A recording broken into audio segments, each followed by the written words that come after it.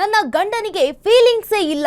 Sumanth he is A robo ಅಂತ ಹೇಳಿಕೊಂಡಿದ್ರು. ನನ್ನ ಅಳು ಅವನಿಗೆ ಕಿರಿಕಿರಿ ಉಂಟು ಮಾಡ್ತಾ ಇತ್ತು ಅಂತ ಶುಭಪುಂಜಾ ಅಸಮಾಧಾನವನ್ನ ಹೊರಹಾಕಿದ್ರು ಪರೋಕ್ಷವಾಗಿ.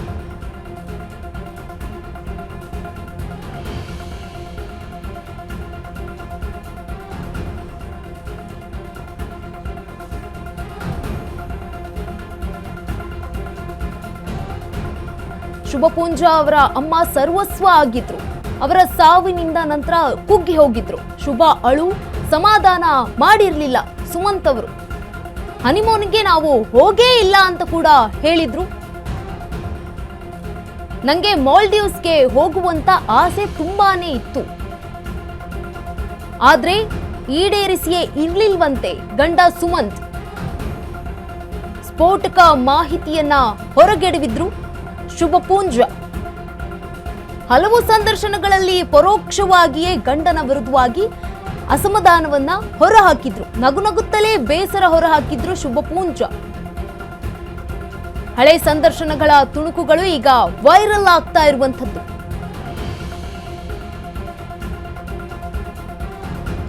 ನನ್ನ ಗಂಡಂಗೆ ಫೀಲಿಂಗ್ಸೇ ಇಲ್ಲ. Sumanth he is a robo ಅಂತ ಹೇಳಿದ್ರು. ನನ್ನ ಅಳು ಅವನಿಗೆ ಕಿರಿಕಿರಿ ಉಂಟಾಗುತ್ತೆ ಅಂತ ಹಲವು ಸಂದರ್ಶನಗಳಲ್ಲಿ ಶುಭಪುಂಜಾ ಹೇಳಿಕೊಂಡಿದ್ರು.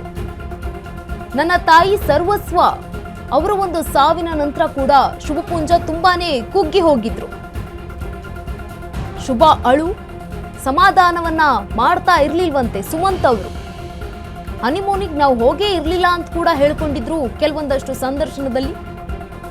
ನಂಗೆ ಮಾಲ್ಡೀವ್ಸ್ಗೆ ಹೋಗುವಂತ ಆಸೆ ಇತ್ತು, ಆ ಆಸೆಯನ್ನ ಸುಮಂತ್ ಈಡೇರಿಸೇ ಇರಲಿಲ್ಲ ಅಂತ ಕೂಡ ಹೇಳ್ಕೊಂಡಿರುವಂತದ್ದು ಇದೆ.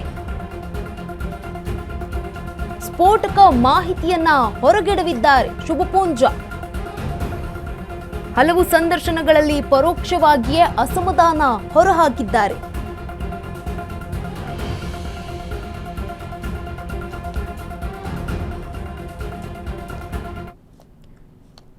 ಈ ಬಗ್ಗೆ ಹೆಚ್ಚಿನ ಮಾಹಿತಿಯನ್ನ ನೀಡಲಿದ್ದಾರೆ ನಮ್ಮ ಪ್ರತಿನಿಧಿ ರವಿಕುಮಾರ್.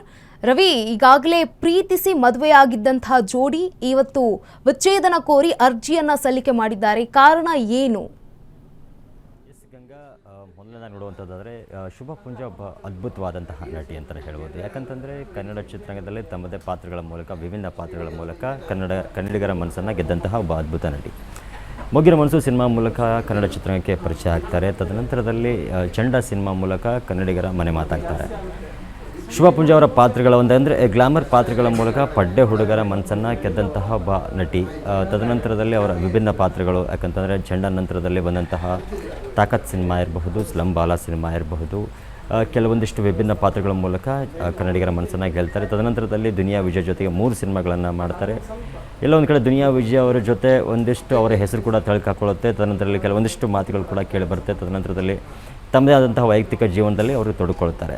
ಬಟ್ ಎಲ್ಲ ಒಂದು ಈ ವಿಚಾರವನ್ನು ನೋಡುವಂಥದ್ದಾದರೆ 2022 ಜನವರಿಯಲ್ಲಿ ಸುಮಂತ್ ಜೊತೆ ಶುಭಪುಂಜಾ ಲವ್ ಮ್ಯಾರೇಜ್ ಅಂದರೆ ಪ್ರೀತಿಸಿ ಮದುವೆಯನ್ನು ಆಗ್ತಾರೆ. ತದನಂತರ 4 ವರ್ಷಗಳ ಕಾಲ ಸಂಪೂರ್ಣ ಒಂದು ಜೀವನವನ್ನು ನಡೆಸ್ತಾರೆ. ಬಟ್ ಎಲ್ಲ ಒಂದು ಕಡೆ ಕೆಲವೊಂದಿಷ್ಟು ಸಂದರ್ಶನದಲ್ಲಿ ನಾವು ನೋಡುವಂಥದ್ದಾದರೆ ಶುಭಪುಂಜಾ ಅವರು ಕೆಲವೊಂದಿಷ್ಟು ಹೇಳಿಕೆಗಳನ್ನು, ಅಂದರೆ ನಗು ಮುಖದ ಮೂಲಕವಾಗಿ ಕೆಲವೊಂದಿಷ್ಟು ಮಾತುಗಳನ್ನು ಹೇಳ್ತಾರೆ.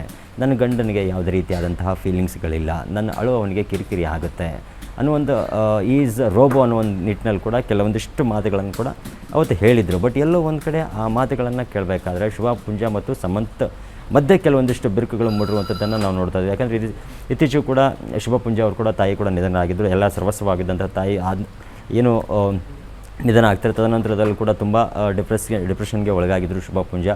ಬಟ್ ಎಲ್ಲೋ ಒಂದು ಕಡೆ ಇವರಿಬ್ಬರ ಮಧ್ಯೆ ಕೆಲವೊಂದಿಷ್ಟು ಮಿಸ್ಅಂಡರ್ಸ್ಟ್ಯಾಂಡಿಂಗ್, ಯಾಕಂದರೆ ಪ್ರೀತಿಸಿ ಮದುವೆ ಆದಂತಹ ಈ ಜೋಡಿ ಇವತ್ತು ಎಲ್ಲೋ ಒಂದು ಕಡೆ ದಾಂಪತ್ಯದಲ್ಲಿ ಬಿರುಕು ಮೂಡಿ ಇವತ್ತು ಫ್ಯಾಮಿಲಿ ಕೋರ್ಟ್ ಮೆಟ್ಲೇರುವಂಥದ್ದು ನಾವಿಲ್ಲಿ ನೋಡ್ತಾ ಇದ್ದೀವಿ. ಬಟ್ ಎಲ್ಲ ಒಂದು ಕಡೆ ಶುಭಪುಂಜಾ ಅವರ ಒಂದು ಸಿನಿಮಾ ಜೀವನ ಇರಬಹುದು, ಯಾಕಂದರೆ ಅವರು ಮದುವೆ ಆದ ತದನಂತರದಲ್ಲಿ ಕೆಲವು ಸುಮಾರು ಅಂದರೆ ಚಿತ್ರರಂಗದಿಂದ ದೂರ ಉಳ್ಕೊಂಡಿದ್ರು. ಎಲ್ಲೋ ಒಂದು ಕಡೆ ಕೆಲವೊಂದಿಷ್ಟು ಸಿನಿಮಾಗಳ ಗೂಗಲ್ ಅನ್ನುವಂಥ ಒಂದು ಸಿನಿಮಾ ಇರ್ಬೋದು, ತದನಂತರದಲ್ಲಿ ಕೆಲವೊಂದಿಷ್ಟು ಸಿನಿಮಾಗಳಲ್ಲಿ ಮಾತ್ರ ಅಭಿನಯವನ್ನು ಮಾಡ್ತಾ ಬರ್ತಾ ಇದ್ರು. ಬಟ್ ಇವರಿಬ್ಬರ ಮಧ್ಯೆ ಆದಂತಹ ಏನು ಒಂದು, ಯಾಕಂದರೆ ಒಂದು ಪ್ರೀತಿಸಿ ಮದುವೆ ಆದಂತಹ ಜೋಡಿ ಇವತ್ತು ಬ್ರೇಕಪ್ ಆಗಿರುವಂಥದ್ದು ನಿಜಕ್ಕೂ ಅಭಿಮಾನಿಗಳಲ್ಲಿ ಒಂದು ನಿರಾಸೆ ಮೂಡಿಸಿದೆ ಅಂತ ಹೇಳ್ಬೋದು ಗಂಗಾ.